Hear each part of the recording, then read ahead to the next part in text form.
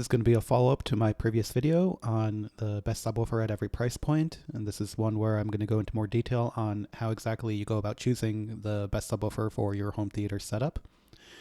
This time around, I put together this quick, rather bare bones, slide deck just to organize my thoughts a bit more and try to make this video a bit more dense, a little bit less rambling, a little bit more information. Last time there was a bunch of stuff that I felt after making the video that I should have included. Hopefully this time around I include a lot more of my complete thoughts in a more concise manner. So let me know what you think of that. Any opinions you have in the comments below. So let's just get into it. So right off the bat, what I want to say is that, with anything in home theater, audio related, but especially with subwoofers, it's all about managing compromises. Right off the bat, like a lot of people just have no idea how much, subwoofers are supposed to cost. They have some idea or some number in their head, and they didn't really come to that, number or like, how big a subwoofer should be through any sort of like, actual, rigor. It's just, an idea they have. So, right off the bat, want to tell people that like, you can only really pick two out of these three. You can either have it cheap, small, or good. You can have a really good small subwoofer, but it's not going to be cheap. It's going to be pretty expensive. Or you can have a really good, relatively more affordable subwoofer, but it's not going to be in the form factor and looks that you want necessarily. So just keep that in mind, manage expectations on that front. And then the next thing is that you don't know what you don't know, meaning that the vast majority of people, when they're just getting into, home theater as a hobby, or, not even necessarily as a hobby, if you just want to build a home theater, they've never experienced what proper bass sounds like. They might have gone to a theater, commercial theaters, they go down to maybe, 40 hertz on a good day. Or, if they have experience with like, a home theater, what their idea of bass is, and a subwoofer is just a box that goes boom. Like they never experienced true linear flat output of bass. They've never experienced bass that goes down to 20 hertz. So, they don't have an understanding of what they're buying or what the results should be. So, they might see something like, oh yeah, this $200, subwoofer that I got from Best Buy or Costco works great. Why would I need anything better than that? It's like you don't understand yet, if you're new to this, what the next step beyond that is. So this is what I'm trying to kind of, introduce you to essentially. And the final major thing that, you need to understand is trying to avoid the underbuying trap. What I mean by this is that when you, as I said, people have an idea in their mind of what a subwoofer would cost. And, if they say like, hey, I want to spend $200 on a subwoofer, and then, 6 months from now, I'll spend another $200, and 6 months from then I'll spend another $200, and I'll build it up over time, right? That sounds like a great idea in theory, right? It really isn't. Especially at that lower price, you would have been better off just, saving up money over a longer period of time and then spending a substantial amount on, a really good quality product. And honestly, like, my recommendation to people who are starting out with like next to no budget, college kids, or someone who's just moved into a new house and have a ton of expenses is, go on Facebook Marketplace, Craigslist, just check out like, go through, any listings for like 12-inch ported subwoofers, and anything that's like $50 to $100, just start messaging people, just start, sending out feelers like, hey, I'll give you $50 for this or $70 for this. And, send out 20 or 30 of those messages. Someone's going to message you back. I mean, you don't actually need to send that many, but like, you know what I mean? Just like message a bunch of people, get a subwoofer for 60, 70 bucks, and you're good to go off in the races. But if you're actually wanting to build something that will make for a proper home theater experience, it does cost a bit of money, and more than people would expect, being new to this. So, considerations you want to make. So first of all is budget, your long-term and short-term budget. Not everyone right off the bat is, all right with spending, $2,000, $3,000, $10,000 on subwoofers. Maybe you really only can spend $500 now, but you're like, hey, I'm going to try this out now. And, if it works out, or if I, end up using my theater more, or just like get that bass bug, I'll get some more. So, there's nothing wrong with starting out with, buying a single subwoofer and then upgrading over time, as I said, but don't get into this underbuying trap. So generally, unless someone has a substantial budget up front, you're almost always better off buying, maximizing your budget on buying the single best subwoofer you can up front now, and then getting a second one or a third one down the line. Like the goal should be to add to your setup, not to upgrade it. Meaning that, say you buy like this like tiny little, I don't want to single out any brands, but like say you buy this like 10-inch sealed subwoofer from Best Buy because that's what was in your budget, and then 6 months or a year later you want to upgrade now. There's really no upgrade path for that. What you need to do is take that subwoofer out of your system and then buy something entirely new for it, because that sealed sub, it's not going to work well with the ported sub. And even if you buy another sealed sub for it, like you're going to get something that's like so much higher output that they don't really play well together. Like the smaller sub's going to be adding like almost nothing to the overall experience. So at that point, you're not really upgrading so much as you are replacing. And it's not always a guarantee, but if you plan it right ahead of time, you can avoid that. If you actually spend the money upfront on a really good single sub, you can just add to it over time. You don't need to completely replace it. So that's all I'm trying to like convey with like, keeping your budget in mind. I'd say personally the cutoff is around like that $500 to $600 range is, where you start to get really good, single subwoofers. This is all assuming you're working on the new market. If you're doing used or you're doing DIY, a lot of this doesn't apply to you. But if you're just buying a new subwoofer, below that, it's not it's a really tough sell to get something that's really of decent quality. And then I really wouldn't try to outright buy two subs at once until you have a budget that's over $1,500. Once you get into that $1,500 range, then you can be like, oh yeah, depending on the size of my room, which we're going to get to in a moment, I could just buy two subs outright and be done. Which, for some people and some situations that works out. So the second consideration here is what your goals are. I'm going to go through these a little bit more quickly now. Do you want something that goes down to flat to 20 hertz, or do you want to go even lower than that? I'd say for almost everyone, for, a dedicated home theater, your goal should be to have flat output at reference level down to 20 hertz and then rolling off below that. In some very small circumstances, if you have a much higher end home theater and goals associated with that, a much higher end budget, you can try to do something that like goes flat down to 10 hertz, but you're going to be working in a vastly different price point at that point. And then seats. Do you want consistent bass response across all the seats in, your home theater, or is it fine that it's only one or two or three? If you're really optimizing for just a single seat and you're a real cheapskate and don't care about anyone else's experience, which, could be fair. I mean, maybe you're the only one in your house who cares about the audio. Then you probably, it's not always a guarantee, but you might be able to get away with a single subwoofer in that case. But, if you want to optimize for like, 6, 7, 8 seats, then you're going to need at least two subwoofers, maybe even more, just to even out that bass response across the room, get a very consistent experience.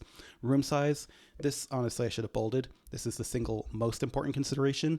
And for this, what's important to consider is that the number and the amount of subwoofers you need is based on the cubic volume of the room, and as in cubic feet. That's length times width times height. That z-axis. It's not just square footage, and you need to account for cubic footage. A room with 15-foot ceilings, you're going to have very different subwoofer requirements than a room with 8-foot ceilings. And then, more considerations, obviously sub size. It's, whether in the living room or in a, dedicated theater, maybe you don't have room for, 18-inch subwoofers. Maybe you are stuck with only doing, 10 or 12-inch subs. So, something to consider. And also, like, you have other people that you're living with who might not appreciate having these giant black boxes in the room. Number of subs, as I mentioned, depending on the number of seats you have, the amount of output you want, the, consistency of bass response across the room. You might need more subs, or you might be able to get away with only two. And then ported or sealed. I'll get into that in more detail in a moment. And then some other miscellaneous considerations, aesthetics.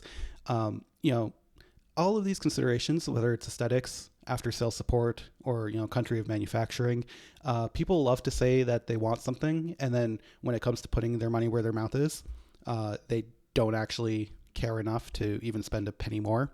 So aesthetics, like, some people might love the idea of getting a white subwoofer or getting a gloss black subwoofer. When a product is in like gloss white or gloss black, that generally means that was a more expensive manufacturing process. Instead of just wrapping the sub in vinyl and shipping it, they actually did multiple coats of paint and finish on it. Oftentimes it might even be finished in like the way that like automotive parts are. It's a much more time and resource intensive process, and therefore the end price reflects that. SVS, for example, oftentimes their gloss black or gloss white subwoofers are $100 or $200 more than their standard vinyl wrap finish. And you'd be surprised how many people say that they want that look. And then when it comes time to actually put like, they'll buy, the $800 subwoofer. When it comes time to spend that extra $100 on the gloss black that they claim that they want, they're not going to do it. So just keep that in mind. If you want the aesthetics you want, you have to be prepared to pay that price. Otherwise, you're just going to get the default finish. After sales support, super important. That also is a thing that costs money and is reflected in the price of the subwoofer. There's a couple companies I won't mention by name that, they offer very aggressive pricing on their subwoofers because their after sales support is garbage. That's all I need to say about that. That kind of stuff costs money. And then manufacturing. Again, this is another thing people claim they care about, but in my experience, very few of them put their money where their mouth is. They're all for like, I want something that's manufactured in the US or, in North America. I want something built and, locally that, my money goes back into a local economy. But when it comes to spending an extra, 10% more for a subwoofer that was designed, built in the United States and by American workers, and money goes back into your economy, they're just not willing to pay that price. So, I mean, that's a little bit unfortunate, but, if you are someone who wants to put your money where your mouth is, definitely that's something to consider. So sealed versus ported. I got a question in the comments of my previous video why I didn't mention any sealed subwoofers in my video on the best subwoofer for every price point.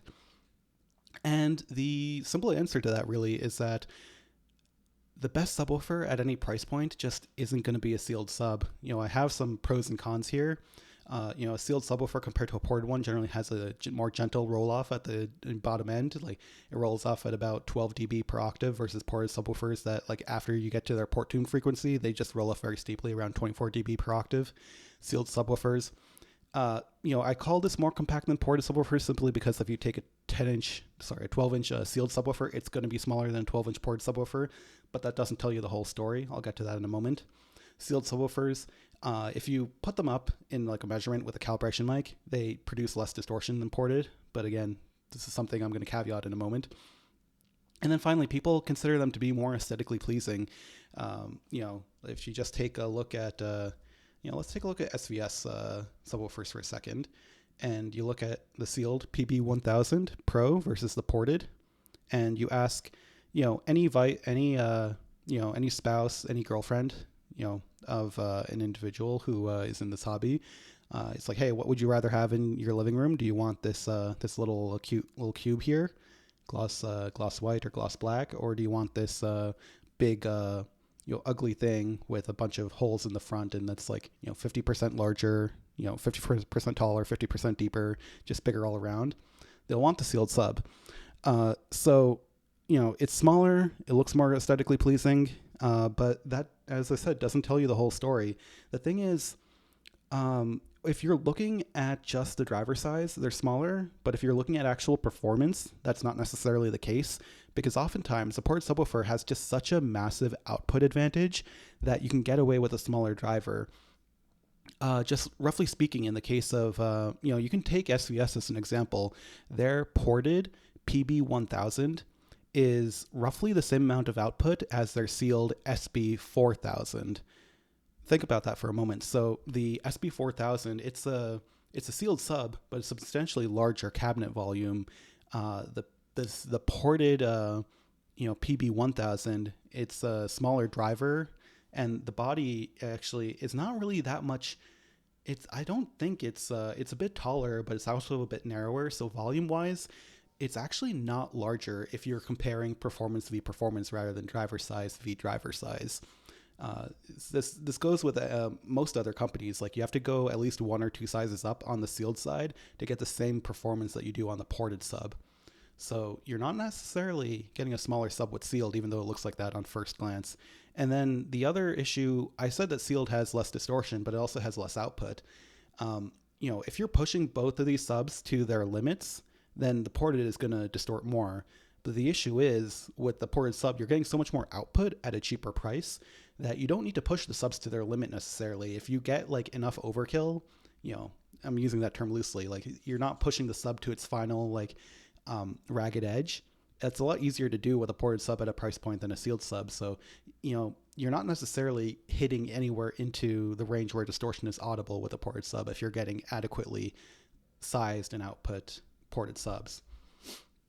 So this generally brings you to a conclusion. Unless you're willing to spend significantly more on larger sealed subs or on more sealed subs, ported is almost always the way to go. Realistically, the distortion is not an issue if you're getting a good ported sub, a well-designed ported sub, which, all the subwoofers I'm going to recommend, I'd consider a well-designed ported sub. There's plenty of crappy ported subs out there, quite frankly, but I'm not in the business of covering them.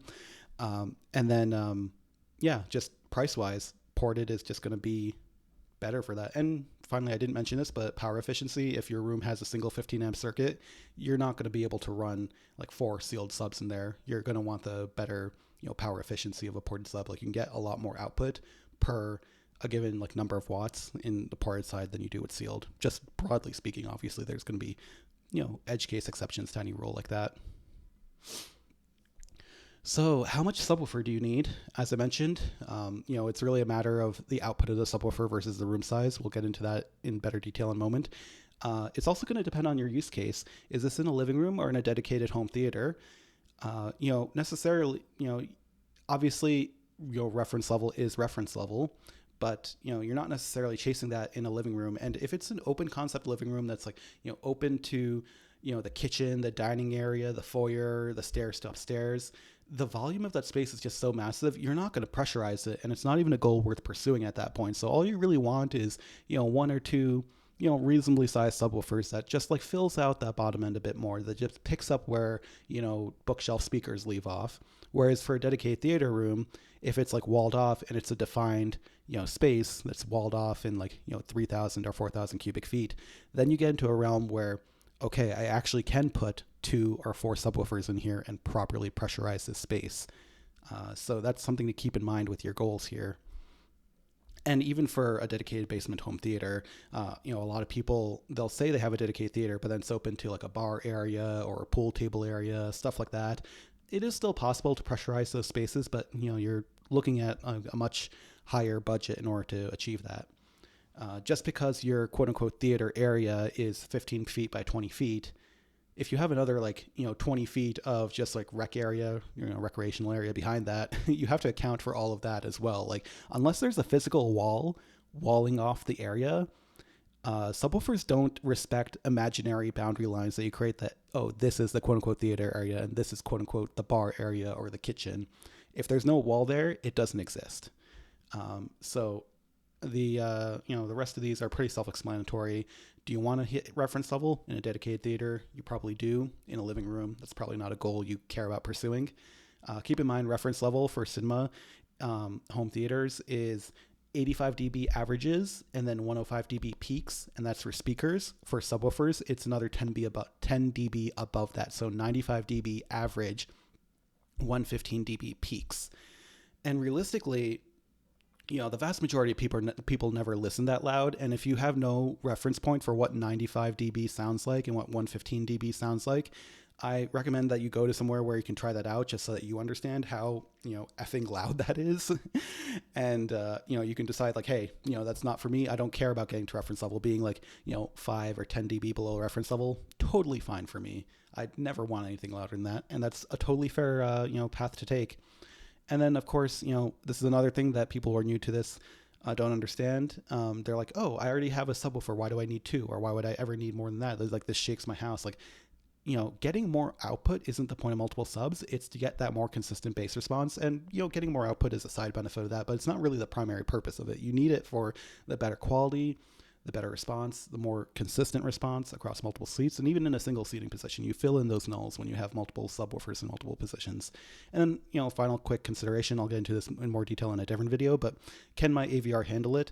Most AVRs don't have multiple independent subwoofer outputs, even if they have 2 outputs on the back for 2 different subs. It's usually an internal Y splitter. You generally need to be in the $1,000 range and above to get an AVR that can actually independently control 2 subwoofers or 4 subwoofers. And, if your AVR doesn't have that, that's not a big deal either. You would need to buy a device like a mini DSP that can actually handle processing the output for multiple subwoofers. But that's, getting down another rabbit hole that we don't need to get into in this video. So finally, let's get to the actual point of this video. How do you choose how much subwoofer you need for your room? So this is a chart. Here I have it screenshotted. We can go to the actual website. This was on AV forums. This is pretty much like the easiest way I've found so far to get people who are new to this to understand, what kind of subwoofer they need for their space. AV forums, this is kind of like the UK equivalent of AVS forum in the US. And this post by Mr. Wolf, he put together this useful chart here with pretty self-explanatory, as you can see, like room volume on one side and then some popular subwoofer models on the other, as well as their CEA 2010 testing outputs, and then how that aligns to whether you're at reference level, below reference level, or above reference level. And on this side, it assumes that you're only using one subwoofer. I can go back to the deck. These are all for one subwoofer, and then across here, this is the volume and how far above reference level you are. And at the bottom of the chart, it has some modifiers here. So they're making the assumption that if you put two subwoofers in the room, you gain 4 dB of output. If you put 3, it's 6. 4, it's 8. That sounds like a pretty reasonable estimate to me, because in an anechoic environment, every time you double the number of subs, you get an extra 3 dB of output. But our rooms aren't anechoic. We have boundary gain. We have, increased response from, literal base waves like folding back in on themselves and reinforcing themselves. So, a 4 dB estimate rather than a 3 dB estimate totally makes sense to me. Same thing when you double that again, you get 8 instead of 6. And so, essentially what you can do is, say you have a 2,000 is unrealistically small. Let's say you have a 3,000 cubic foot room.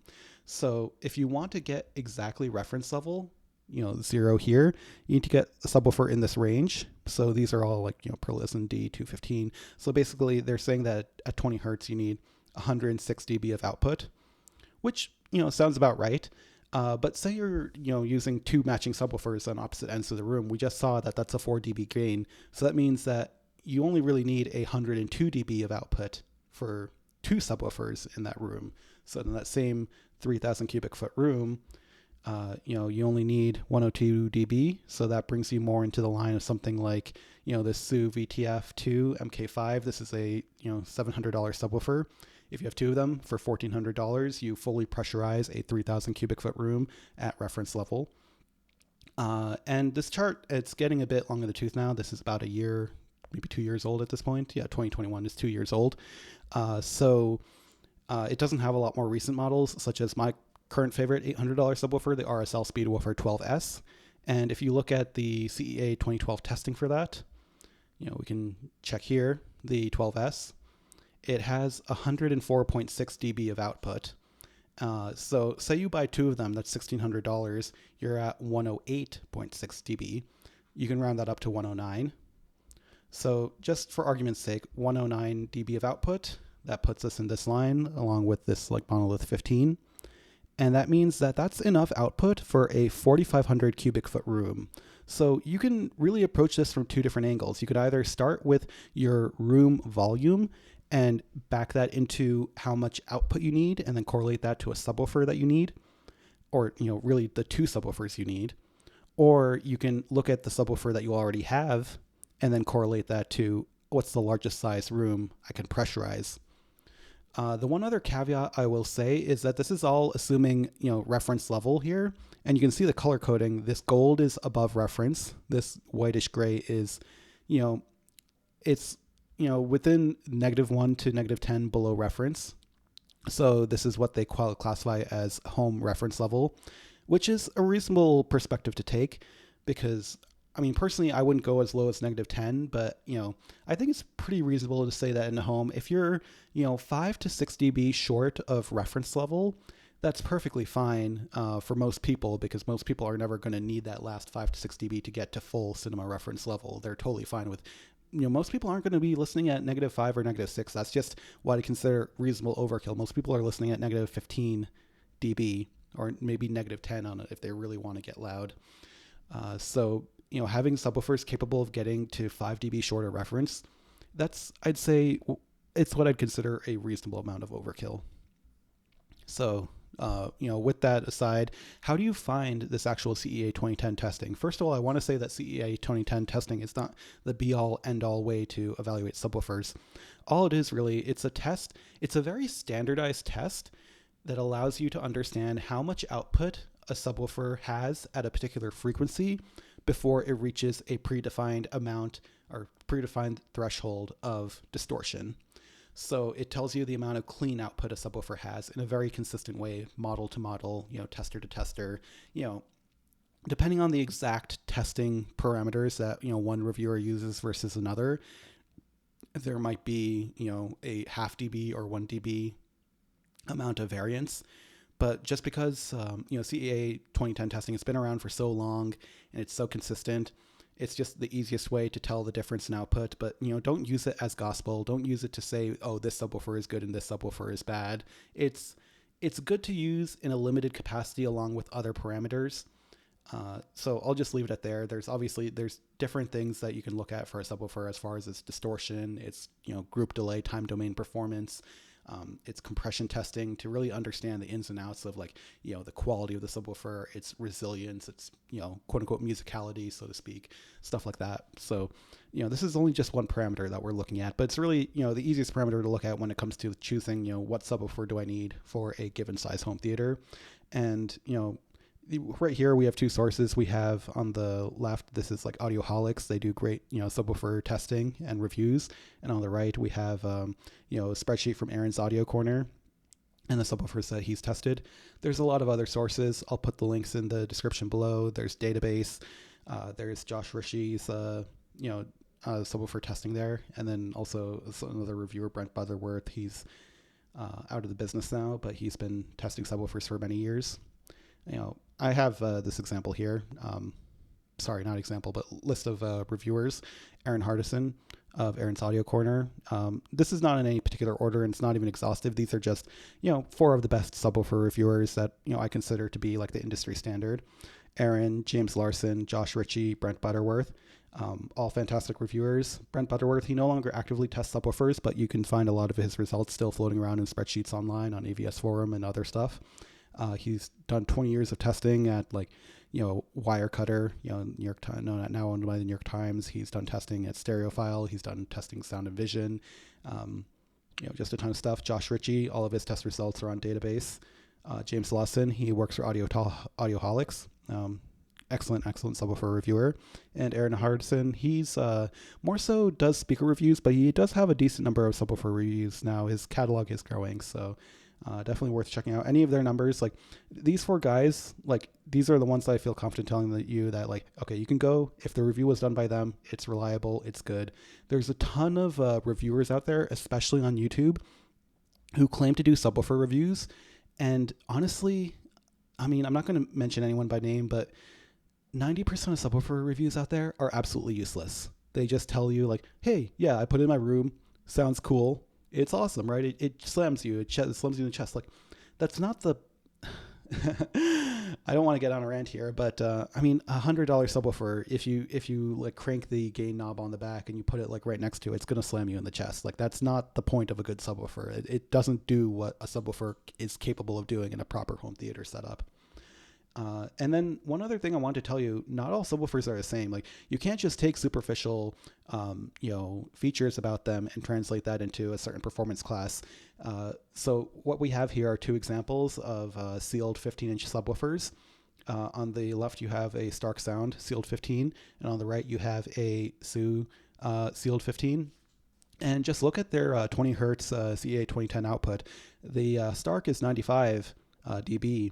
And the SU is 99.4. So that's a 4.5 dB difference. If we remember what we just showed you in the chart above, a 4.5 dB difference, that's like putting 2 subwoofers in a room to get that kind of gain. So the single SU subwoofer, even though they're both the same size driver, they're both sealed cabinets, the single SU subwoofer is effectively double the output of the Stark Sound. And that's not to say that the Stark Sound subwoofer is a bad subwoofer. It's just more to drive home the point that you can't just take superficial features like a driver size and use that to assume the subwoofer's performance. Just because one 12-inch subwoofer is good for this room doesn't mean that every 12-inch subwoofer is good for that room. Similarly here, this Stark Sound subwoofer, I said it's not a bad subwoofer. It's when it's on sale, it's half the price of the SU, so it makes sense that it's half the performance. But what that means though is that you need to be prepared for that. So you are either going to need to put a lot more of those Starks. You might need 4 of those Stark Sound subwoofers in the room rather than 2 of them, or maybe you shouldn't buy it unless it's on sale, because at full price, the Stark Sound, it's close to the same price as a SU. Why would you want to spend that much when you're getting literally half the performance? So just something to consider. And even this is just like an illustrative example. Like, SU subwoofers, I picked them because I think that they're a fantastic, compromise between performance and price. There's other sealed 15 subwoofers that do more output than this, like a Rhythmic sealed 15, the E15 HP2. It's an additional 5 dB of output at 20 hertz more than the SU. So that, again, it's another $700 extra, but you're basically doubling performance again, and you're still in a sealed 15-inch cabinet. It's all about, there's a ton of factors that go into subwoofer design: the amplifier, the quality of the driver, the tuning, all that stuff, the cabinet bracing, all these things have an impact. And just picking one feature and trying to use that to extrapolate out everything else, it's not necessarily helpful. So some additional considerations you want to make is, one last point I didn't get to. So what if you can't find a review or CEA 2010 testing on subwoofer? I just told you that you can't just use a single factor to extrapolate that out. But there are a few ways to triangulate data here. So as I just mentioned, the 15-inch Rhythmic, for example, on database, you can find measurements for the 12-inch, and you can find measurements for the 18-inch Rhythmic, but you can't find measurements for the 15-inch one. But if you take those two measurements and kind of average them out, you do get to be very close to what the 15-inch actually performs like in real-world testing. And that's kind of a way to back into that. And, even on Rhythmic's website, they have like the relative dB difference between the 12, the 15, and the 18. So you can kind of use that as well. And for a lot of these companies, not all of them. Some companies are not honest, but a few of them that I'll mention later on. If you start, just call them or email them and say, "Hey, this is my room. This is my budget. What should I do?" They'll give you an honest answer. They want you to have a good experience, and they don't want you to feel like you were ripped off either. So they're gonna try to give you a realistic estimate of like which one of their products suits you best. That's not everyone, though. I'll get to that in a minute. So, additional considerations. I'm personally of the opinion, actually, this isn't even my opinion. This is just the reality of home theater. You're going to be using EQ as part of like the auto calibration process, or, somewhere along the line, you're going to use EQ on your subwoofers. And EQ is most effective when you're cutting peaks in the response rather than boosting out nulls. So you want some additional headroom over what's strictly the bare minimum necessary in order to be able to even that out. As I mentioned just a moment ago, the RSL 12S has an output of 105 dB, which means that 2 of them are just barely good enough to get full reference level in a 4,500 square foot room. I wouldn't actually want to do reference level in a room that large with those 2 subs, because I want an additional 2 to 3 dB of output headroom that I can make cuts where necessary to even out the response. So those 2 subwoofers, I'd really only use them in a 4,000 cubic foot room maximum, or if you want to put 2 subwoofers in a 45 or 5,000 cubic foot room, then you'd want to get like 2 slightly bigger subwoofers than that. So just something to keep in mind, additional headroom, it's always useful. The only reason not to get it is if the price is, the price is like not possible with your budget, or if the size is just like too much for you. So another consideration is, do I want to get infrasonic bass? Do I want to go below 20 hertz? A lot of people I respect, actually, they say infrasonic bass is complete bunk. And, honestly, that's a fine tack to take. Like, it's incredibly expensive. And the benefits are, kind of dubious. It's not going to be something everyone enjoys. I personally think infrasonic bass it's a fun experience, being able to feel the bass rather than just hear it. But it's not going to be realistic at any sort of moderate price point. Like, it costs a lot of money to get like flat response down to 10 hertz, or even just like rolled off response through 10 hertz. So, it's not something that, and, subwoofers aren't necessarily the only way to get that. If you use tactile transducers such as butt kicker or Croson bass shakers, You can get that tactile feel without, having subwoofers put out that super low bass wave. Near field subs are another option. Again, that's getting into something that's tougher to calibrate. But if you do want regular in-room far field subs that play down to 10 hertz, your only option at that point really are sealed subs. And at that point, really the only options are sealed JTR subs or something similar, like maybe the 18-inch, rhythmics are up to the job in like a smaller room. But you need very powerful, rather large sealed subwoofers in order to get that deep. And then, another consideration, mixing sealed and ported. People ask this. The thing is, the rule for this is if you have to ask if you can mix sealed or ported, the answer is automatically no. Because technically speaking, there are, some people out there with enough technical skills and knowledge to know how to properly integrate a sealed and ported subwoofer together. If you have to ask, then you don't have anywhere close to the technical knowledge and necessary to do that. So just don't even bother. Keep your life simple. If you either have sealed subwoofers in your home theater or ported, you can't do both. Just simple as that. And then audio quality. I mean, I'm sure some people will be wondering at this point. The video has been going on for a while. He's been talking about output this whole time. Like, what about audio quality?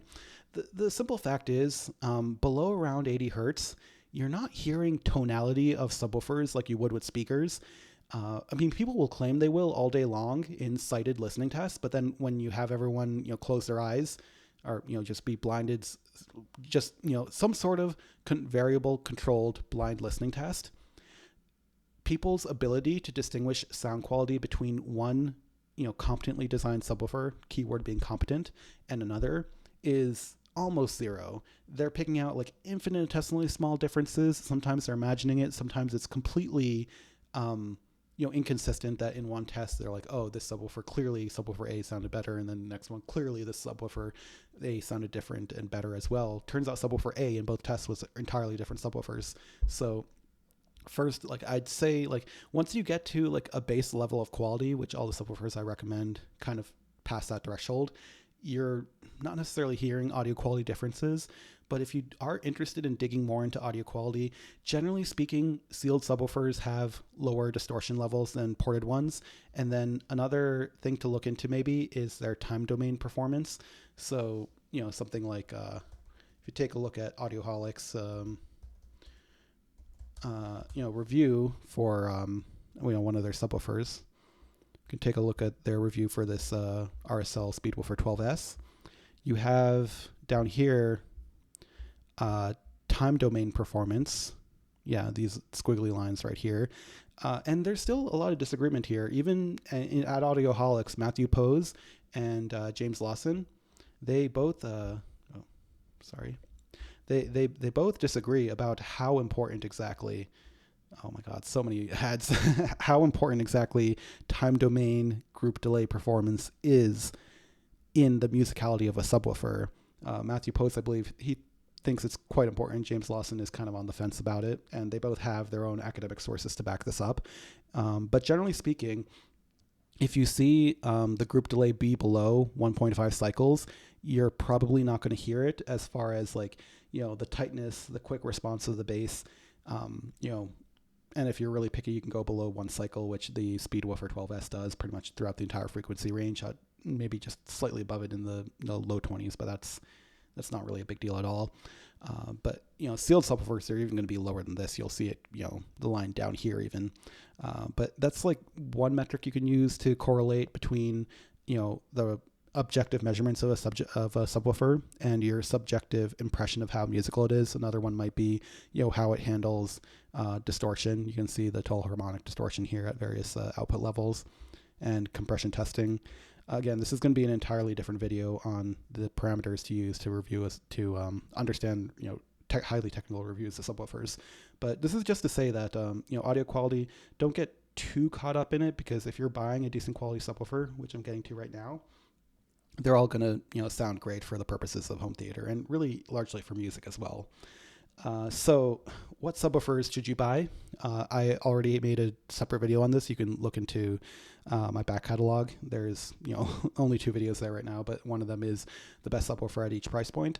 But what we have here are 2 broad categories: internet direct and, dealer/retailer subwoofers.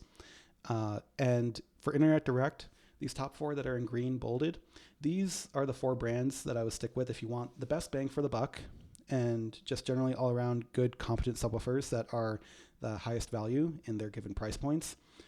They're not in any particular order aside from the fact that RSL really is the cheapest out of these and Sue is like, just a little bit more expensive. Rhythmic and Power Sound Audio, their price varies depending on the product segment they're in, but they're all great. And also these four companies, they're ones that I, mentioned before that like if you literally just call or email them and tell them what you need, your room size, what you're doing, music or home theater, what you want to pursue, what your budget is, they're very, very honest with you about what subwoofer they think you should get, what best suits you, not just what they can upsell you on and make more money on. And the same is true. That's why I started SVS on this side. They're not internet direct and their prices are a bit higher, but they are equally as fantastic in their customer sales and support. They're very honest with you about what subwoofer you need. If they tell you that you need something bigger, it's because you actually need something bigger and more expensive, not because they're just trying to make more money off of you. So, SVS plus these four, these would be my just go-to automatic recommendations if you're buying a subwoofer. Only reason SVS isn't like in green is simply because it's a dealer/retailer company. So they just can't offer the same, value for the price that the other four can. And then the other names on this list are here for varying reasons. Monolith, they're another great internet direct company. That's a subsidiary of Monoprice.